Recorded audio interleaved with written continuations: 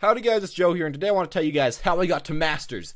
The big shebang. Now, of course, a lot of people are actually reaching Masters this season. I will say the first thing, before we get into anything else, getting Masters this season is much easier than getting Masters last season, if you happen to be Diamond or above, or very high Platinum. If you were below high Platinum, like medium Platinum, it shoved you back a lot, so it will be hard to climb back up. But if you were above, it kind of is a lot easier, which I personally don't agree with. I don't appreciate. I think it shouldn't be this way, but it's just kind of how it is. Which means that if you are below Diamond, below Platinum, then you're going to have to put in a lot of extra work, but I guess that'll make, the reward even better. Anyways, though, let's talk about how I did this. So, of course, before we begin, again, if you want any exact tips, tricks to get to Diamond that will work in this season, I'll leave a link in the video right in front of you. These are more tips. Today, I want to talk a little bit more about how I exactly did it in my own games, instead of just generalized tips. So, if you want to see generalized tips, click right there, and you can see that. Anyways, as far as getting to Master myself. So, the first few games, I guess the first placement games, I played them all with my friend. And I would honestly say, once again, always, try to duo, try to trio queue with your best friends, with the best players, with, the best diverse team comp, like support, tank, and then offense. Try to do that, try to do it a trio queue, nothing more, if you possibly can. For myself, I could get that in all my placement games. I duo queued with my friend, and we ended up going 6-4, so it wasn't really the best. But it still felt a lot funner, it still was a lot easier overall, and made the games not really as hard on myself, and I feel like we did a lot more carrying ourselves, just we couldn't carry everyone. But yeah, that's what I'd really recommend the first thing. But yeah, we did all those games. I ended up getting placed about 3,300. So I guess that does kind of make sense. I'd say the majority of people up near Diamond or near higher Diamond got shoved more up, while people more down got shoved more down. I don't know how this works. It's less of a bell curve now, and it's more of like there's a lot of people at the bottom and a lot of people at the top, which feels awkward, honestly. But yeah, that's kind of what happened to me. We got put up a little bit. And from there, my friend had to leave. I think it was the end of the night, actually. We just decided to leave because we played 2 games right after our placement matches, and we lost both those games. So, yep, that happened, and then we went to bed. The next day, though, I woke up. I decided, after school, that I was going to try my best. I didn't decide to upload a video that day. That's why there's no video. And instead, I decided I was going to play the entire night, or at least the entire afternoon and the entire night, and try to get Masters. And that's one thing that I'd actually say does kind of work for yourself, or at least works really well for me. Try to make, like, a plan of what you want to do, or at least give yourself, like, high goals, high expectations, and high hopes. But at the same time, I was willing, if I get stuck to the exact rank that I'm already at, or if I just go down a lot, I'm okay with it. But I did want to try to get up there. But anyways, on my first game into Master, or trying to get to Master, I got Soldier 76, I was trying to get good at him, and then I played through that match. It was just about the average match. I don't remember if we won or lost. But yeah, just kind of the average match, and I was thinking, this new season's pretty good. The game after that, though, which kind of gave me a little bit of a weird glance of the season, at least for myself, my own experience, was that I got a game where our team had 2 silvers, and the enemy team had a bronze and an unranked person, and then 2 masters. And while we only had silvers, and then I think me, maybe one other diamond, and then a platinum. What is that matchmaking? I have no exact idea at all. Anyways, though, in that game, which was a very hard game, obviously, I couldn't actually happen to get Soldier 76, so I was thinking, probably can't carry this. But instead, I did go Reinhardt. And as I always say, do make sure that you play a tank, a support, an offense, or a defense. That's a very good thing that you can do in this new season. I had to do that a lot. I had to really, in Masters tier, change up who I was playing, as a lot of people just play different heroes. But yeah, I decided to do that. I went Reinhardt, and it ended up actually being able to carry quite well. They got all the way through the entire map. I think this was King's Row. Then we got all the way through the entire map. They got like halfway through the map, and then we barely passed them up the second round. Overall, though, I'd say tanks actually are still pretty good in this season. And if you want to get to Masters, tanks and offense, as always, are doing very, very well. Especially tanks.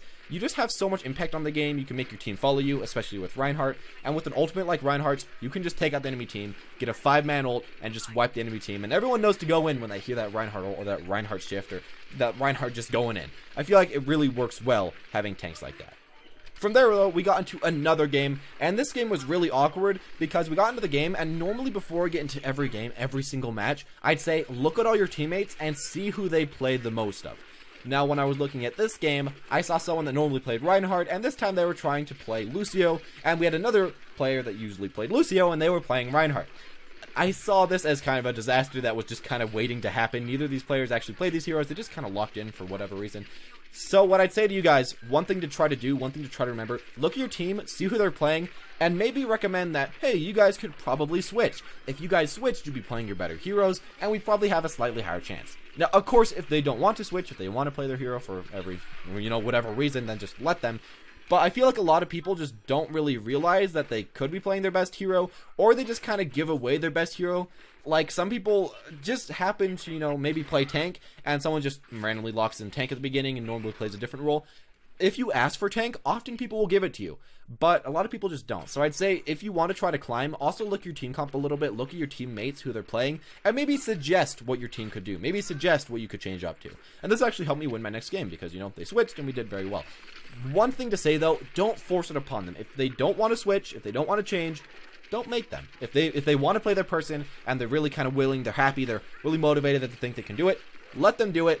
Just in case, though, I'd say try at least to, ask them. The majority of people will change, at least in my own opinion, and from my own experience this season and last season. From there, I had a lot of, in and out games. I had a close to 50% win rate for quite a while, and there you go. One thing you got to remember in the new season, one thing that you always have to remember, if you do want to get to a higher rank, if you do want to climb, you just got to mash in a ton of games, as you will get a lot of wins and a lot of losses. Everyone should just honestly know that by now. If you want to go up, you got to put in a lot of time. But from there, what we actually happened to do was, I got a little bit of jank. Now, normally when people are playing competitive, they do complain about, having AFKs. And, of course, when you get up to Masters, when you get up to Diamond, you will expect to not have AFKs, but they still actually did happen quite a bit. Maybe just because it's the beginning of the season, but for myself, I got quite a huge amount of AFKs. In fact, I got 3 games in a row that had AFKs. The first game was a game where we had an AFK. About halfway through the match, luckily it was a map that was very defense favored, so we got to actually defend the map, and then we got the first point of the map when we were on attack, and we actually won that. So there you go, you can win some AFK games. The second game, we got 2 AFKs, they got 1 AFK, and we got demolished. And then finally the third game, it was kind of like karma again. They got another AFK. I think it was 1-1 on King of the Hill. It was pretty close matches. They got AFK, and then they lost. So karma does kind of go back and forth. As well with that, though, if you guys want to know about a fourth game, as well, within this one day, I got an AFK. We were winning 2-0 on King of the Hill, and our soldier went AFK. So you will get a decent amount of AFKs, at least during these first few weeks. I feel, I don't know exactly why this is happening. The servers are being very jank right now. I would also say, one thing to do, maybe don't play right this second, as the servers kept going in and out, people kept getting kicked. Maybe I'd wait like a week or two. But other than that, really just kind of have to accept, there's going to be an AFK. I do want to try my best. You want to try to convince your team, let's try to keep playing. There's really no negative to keep playing. You at least have the chance to win, so just keep going. Just keep trying to win. It got me 1 win, but that's still 1 win that I would have otherwise not had.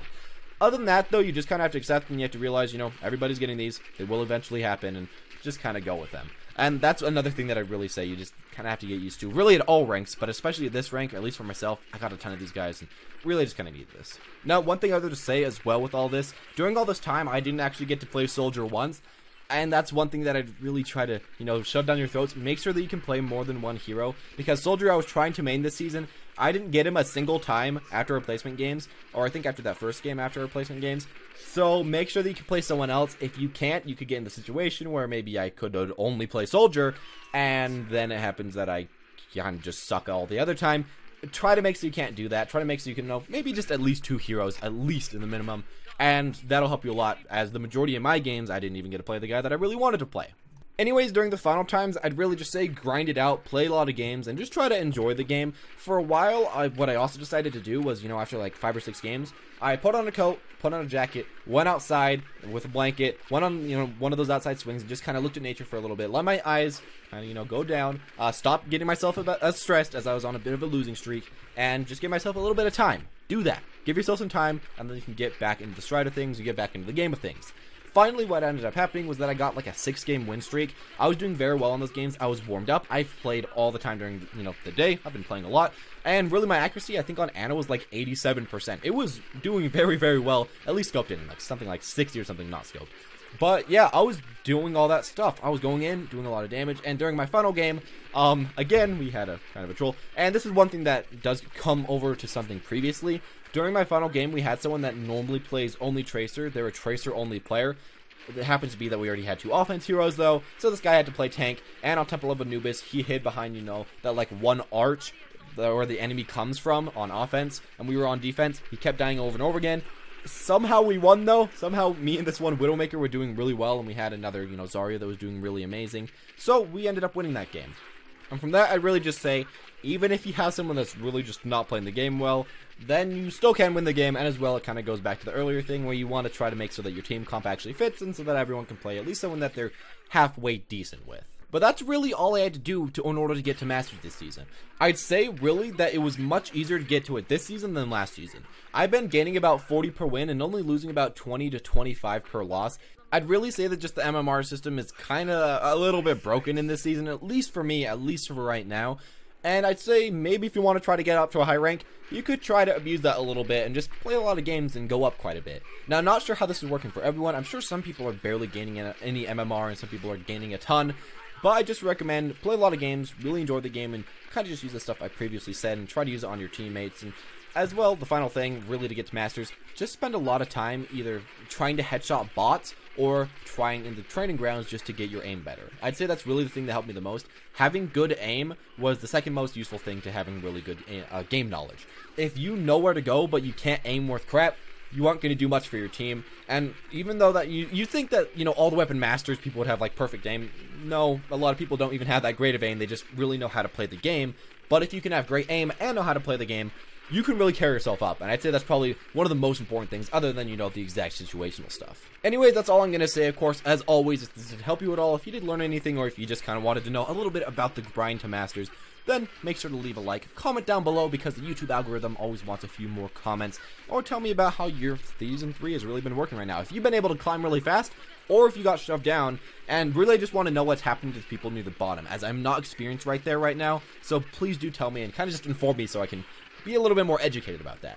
As always, if you did enjoy, make sure to smash the subscribe button, and as always, thank you guys for watching, and have a wonderful day.